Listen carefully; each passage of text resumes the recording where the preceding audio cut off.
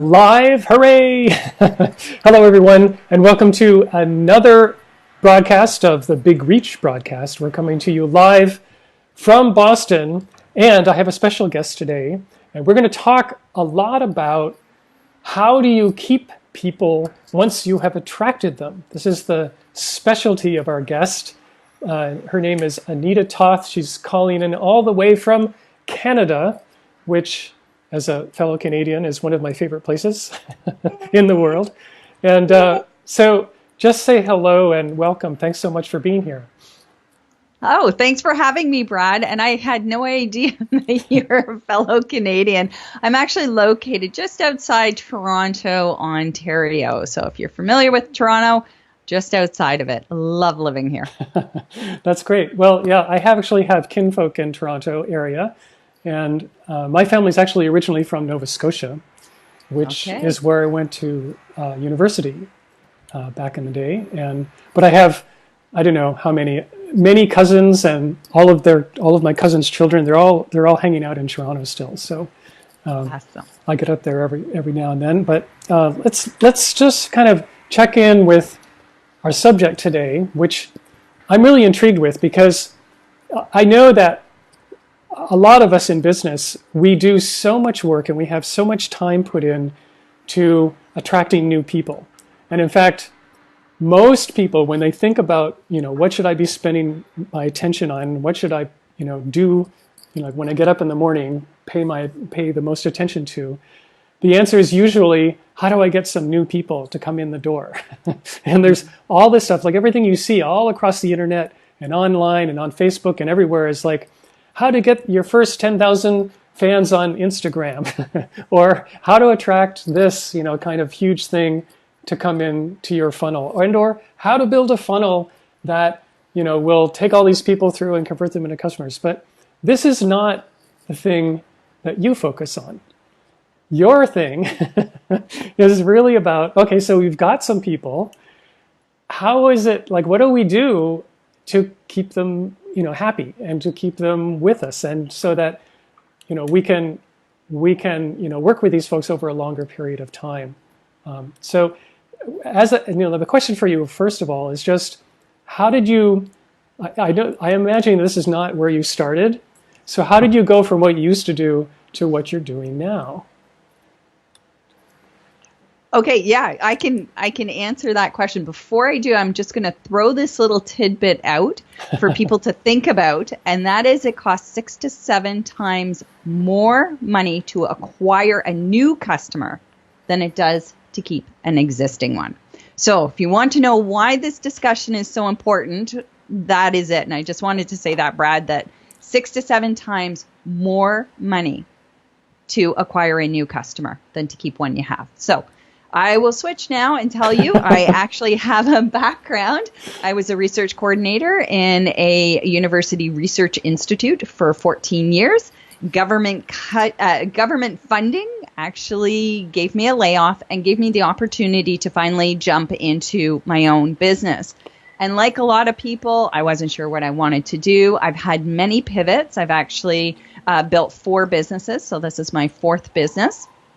And I really came at this in 2 ways. One is I had a gentleman who approached me on LinkedIn and saw something in me and said, you really need to work with this particular group of people. He says, I see a real need out there for somebody who is like you that can really help this group. And it was specifically around introverted folks in business.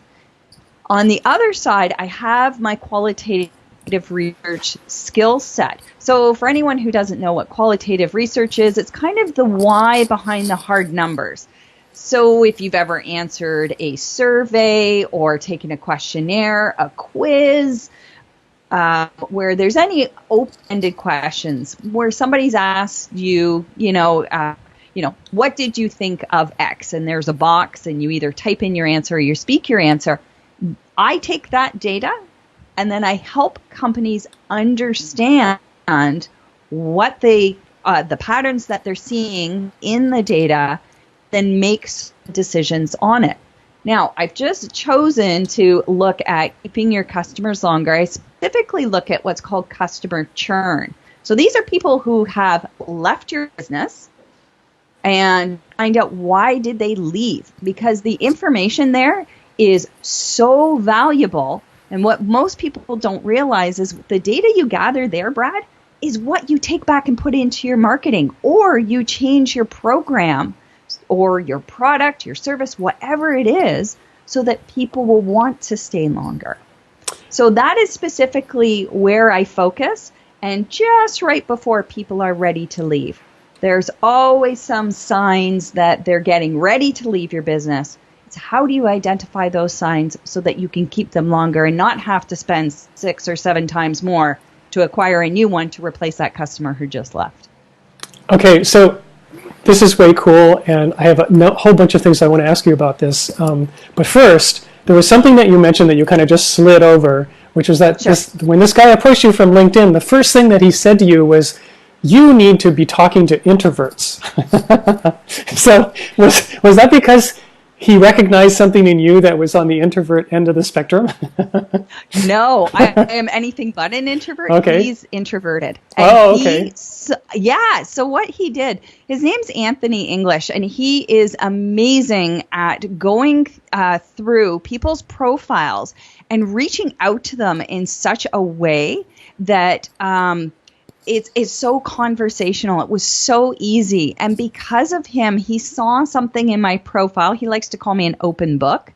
To him, he reached out and said, I think you should look at these types of folks. And so I do work primarily with software as a service companies. They're kind of my main focus, but I also work with other companies as well, because every company has the issue of customers leaving. Mm-hmm. So that's why he suggested I work with our SaaS companies, and I love it. I love it. I'm forever indebted to Anthony, so a little shout out to him right now. Great, awesome. So, all right. So let's just say that I'm noticing that I have a lot of customers or clients that are running out the door, and I want to know why. So after they've left, like they're gone, how would I know? Like, can I go knocking on the door and say, hey, why did you leave? I'm brokenhearted. I mean, what are the techniques that you see people doing that actually gets them the information that they want? Yeah. So one of the first things, Brad, I got to clear this up. Going after someone and saying, why did you leave? We'll massage that into something a little more general or a little more approachable, because the word why often gets people's backs up. So one of the key things is kind of putting it back on you and saying, what could we have done better to help you to stay? Where did we fail you? And when you take it that way, their defenses drop. Mm-hmm. And so they're much more likely to then answer the question versus sending an email and saying, so why did you leave why did you leave our business? But before that, it's a mindset shift in realizing that if you can look at it in a way, again, that how did we not live up to either your expectations or a product or service didn't do it? How can we make this better? Mm-hmm. Let's reach out to this group of people. And generally, the best time to do it is immediately after they've left. So, not 6 months down the road, although you can. It gets really hard, and often people don't remember. Our memories aren't that great. But, reach out to them the next day or even sooner than that if you have an automated email system, and ask them, what could we have done better? And if you want, as a follow-up question, what could we do differently so that you would want to come back? What are those things that you are seeking?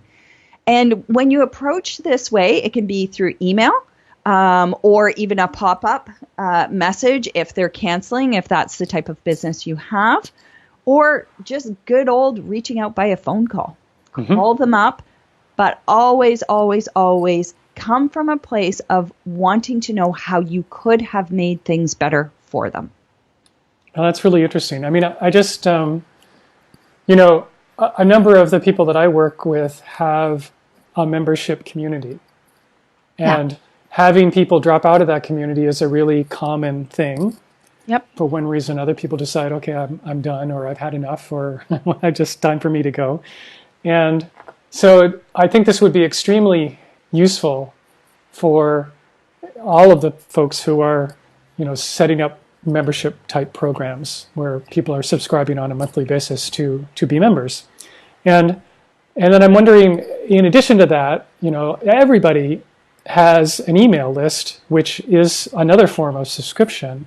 And so the conventional wisdom that I've been hearing on an email list is that you kind of almost welcome the people who are dropping off. And the attitude is, well, if they dropped off, then they just weren't the right kind of person, and you should just let them go and be happy that they're gone.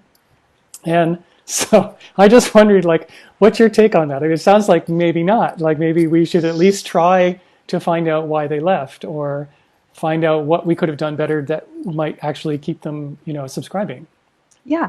Well, that's kind of like having a closed door and just assuming you know what's behind it when you really have no idea. And I think you've framed it correctly. Find out, reach out. You don't have to reach out to every single person. But if you had somebody, let's say, who was on your email list for 2 years, and they suddenly stopped, you've seen that they've bought your programs, your services, and all of a sudden they drop off, I would say that customer, their lifetime value is pretty big. Reach out and find out what happened, what changed. What changed that you were buying our programs? And sometimes, you're right, there are people who are going to leave because perhaps their businesses has changed focus, or they no longer need that product or service, or something happened in their personal life. There's that churn that's inevitable. So some people are just going to leave. There's nothing you can do about it, and that's due to circumstance. But let me tell you, that's actually a very small amount compared to the amount of customers you have who are wanting to leave or have left that you can do something about. And it's often things like the value is no longer there. They're not getting the value out of the product or service or email that they once did, the membership group.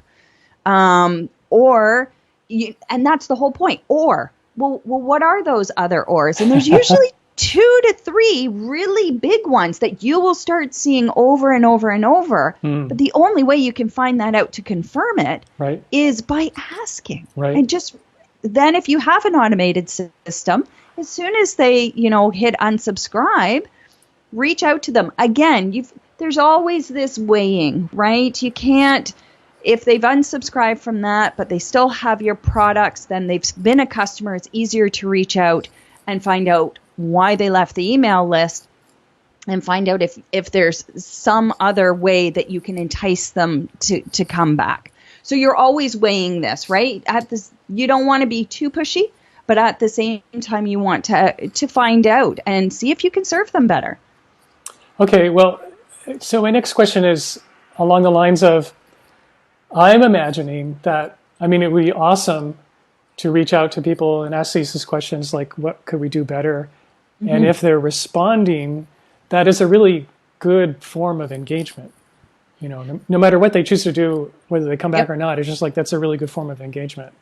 And also, if they left with any kind of ill feeling, that by engaging them in this way, and if they actually engage with you, I know that helps turn around people's attitude about whether they think of you positively or negatively. But I'm wondering about the balance between, so I'm doing this and I'm finding out really good information, which is going to help me improve my service or my product quite a lot. Mm-hmm. It may or may not, how attached should I be to actually getting people to come back? Or should I just be focused on just making things better so that the current community is going to continue to be happy and maybe I'll retain more of them? Yeah, I think there's, again, you've got to weigh this out. For some types of companies, let's say like the software as a service, sometimes I've even done this where I've gone into a 14-day free trial and maybe I've purchased, and then after a month I'm still, it's not for me, whatever, and I leave. They can contact me and say, why did you leave? And I could say, you know what, it wasn't for me. They can send a prompt saying, well, can you explain a little more? and my business isn't quite big enough for this yet. Mm-hmm. Oh, guess what?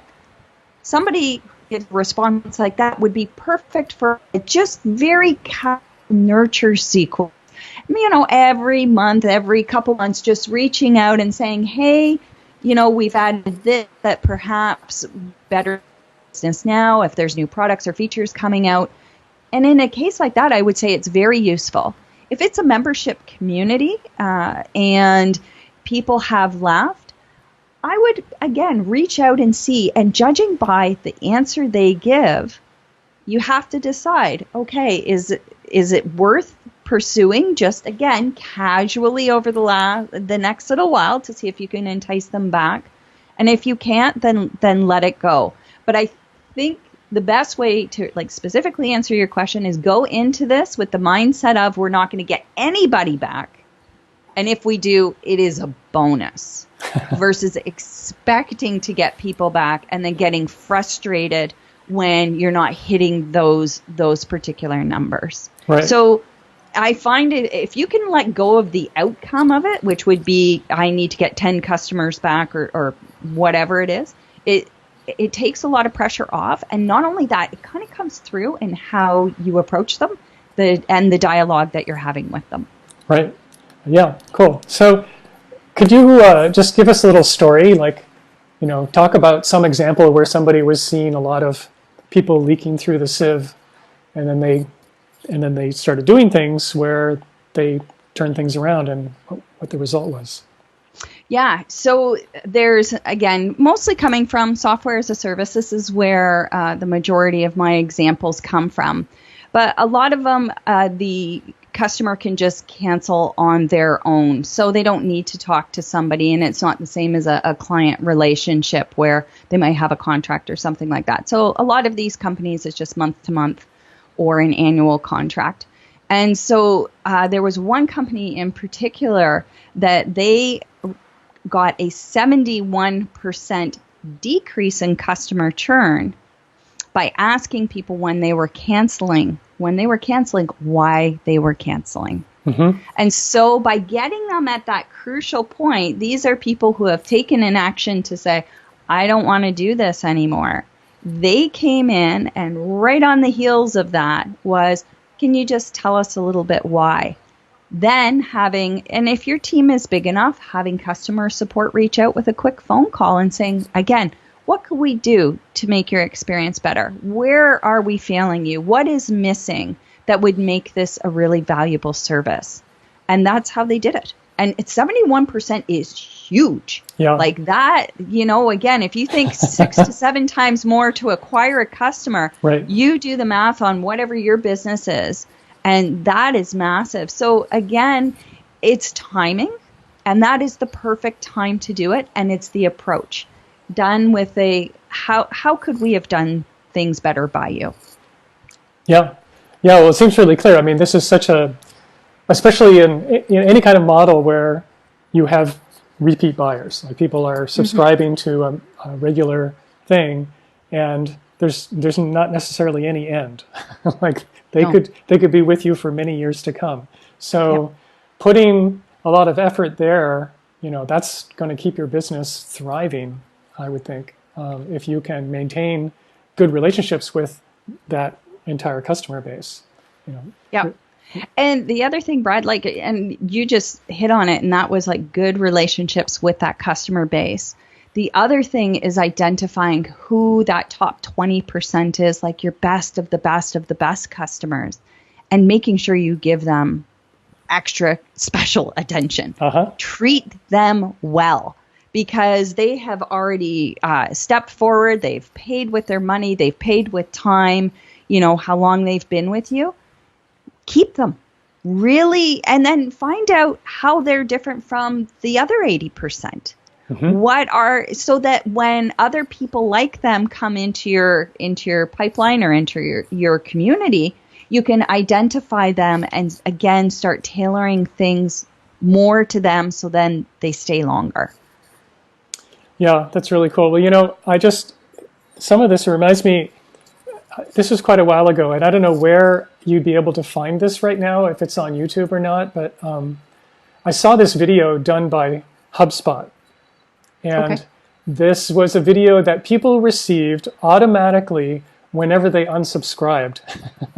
Yeah, yeah. And it came, it was a video that came in an email. And what it was very amusing. I mean, the guy on camera was talking as if he was talking to a girlfriend who had just broken up with him. I saw And, that. yeah, It's brilliant. It was hilarious. It was totally brilliant. And at the very least, it would put a smile on the face of every single unsubscriber.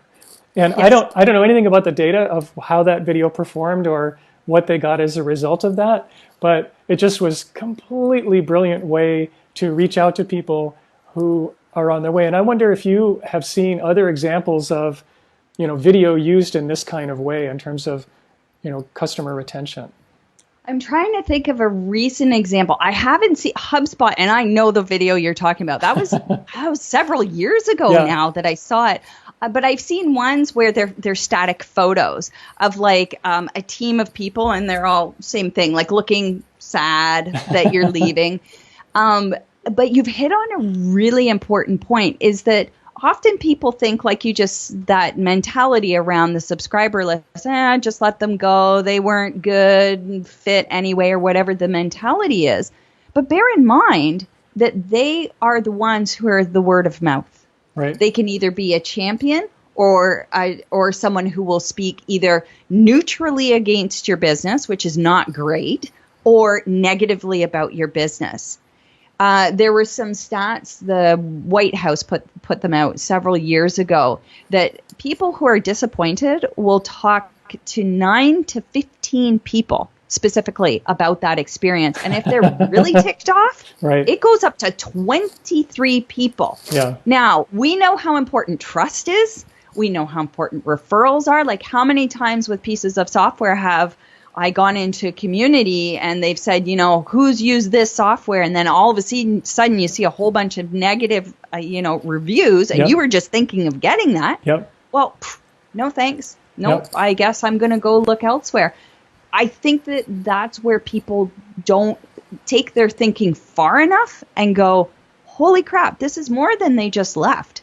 If they left, like you said, with a negative feeling, they're going to tell other people. So HubSpot, even though, again, maybe your inevitable churn, your business has changed, you don't need the software anymore, or even if you had a disappointing experience, you're right, that little bit of humor might just be enough to move from negative to neutral, which is better in that case, Right. or neutral to positive. So if you can even focus, get people there, like, that's a huge boost to your business, because it's so hard to measure the impact of word of mouth, but we all know how critical it is.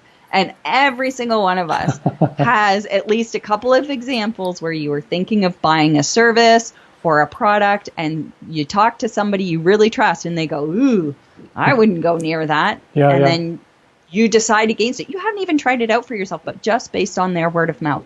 And that's the key piece that people never think about. They never think about the damage of just letting people slide with negative feelings right out of their business.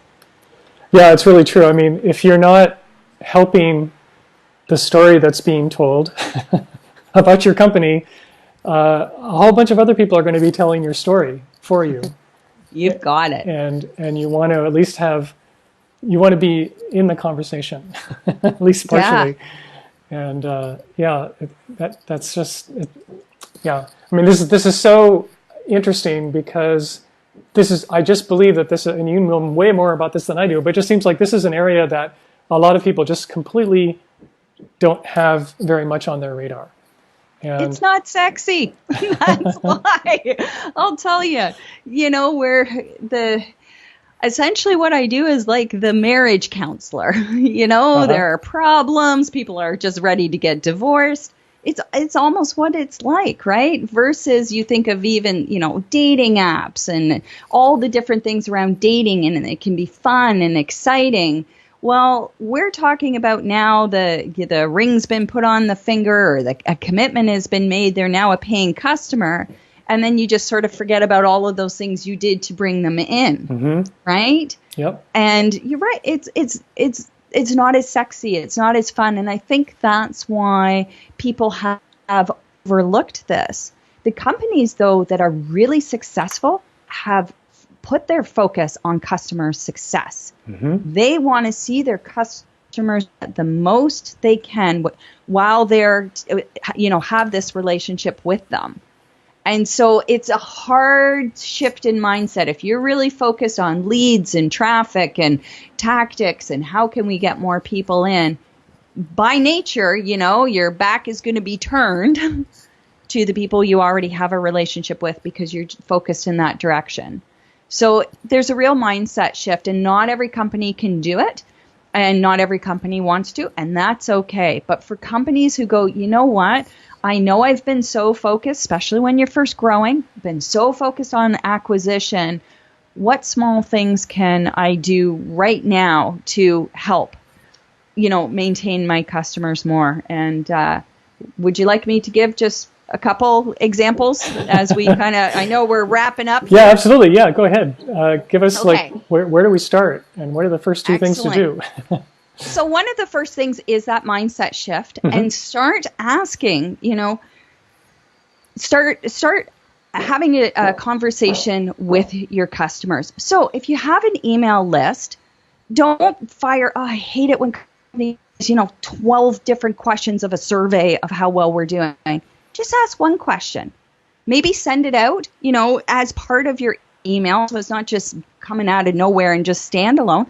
Just send something out that says, what is the your favorite feature of blank, if it's a particular product or service? If you could change one thing to make it better, what would it be? And then you can ask them, could you elaborate? Or could you tell us a bit more? Could you explain why? And then what you're doing is slowly getting a dialogue going. You talked about engagement of lists. This is how you do it. You ask a question and it becomes just part of the dialogue that you're having. They respond, you look at the answers, and you know what the best part is to really increase engagement quickly and build even stronger relationships? Can you guess it? Probably not. I know, this is tough. Okay. This is a total no-brainer. When I say it, you'll be like, duh, of course. But yet again, even someone had to teach it to me because I didn't know. In your next email, tell people what the responses were. 94% of you said this. Okay. 12% of you said this. We had a few really interesting comments like this. And I cannot tell you, people always want to know how they stand relative to other people. Yep. So this is just so easy. And then because you're developing this relationship over a longer period of time, you're automatically reducing your customer churn because you're kind of keeping on top of things throughout the whole process. Cool. All right. That's awesome. Okay, well, I'm going to do this in my next email. So anybody who's listening, if you're on my email list, you can expect at least one question. Yay! And then you are going to follow up with the answers, right? Or yes, at least right. And then I'll follow up and I'll let you all know how the responses were. I got it. Awesome. I love it. So, I love it. So if anybody wants to get your help doing all of this, what's the best way for them to get in touch with you? You know what? Since this is also being broadcast on LinkedIn, reach out to me on LinkedIn. Okay. Yeah, that is the easiest. My website is just being fixed up right now, so you can you can and can't there. Just send me a PM or personal message, direct message, whatever you call it, on LinkedIn, and yeah, let's get a conversation started. Cool. Awesome. Great. Well, that's great. Well, thank you so much for joining me today, and you guys who are watching this, stay tuned. Next week, I'm going to do a very special broadcast with a brand new guest. It's so exciting. And that's it. We are signing off always on Wednesday at noontime Eastern time, whatever time that is for you. This is the Big Reach broadcast. And thank you guys so much for joining. So long. Take care. Bye.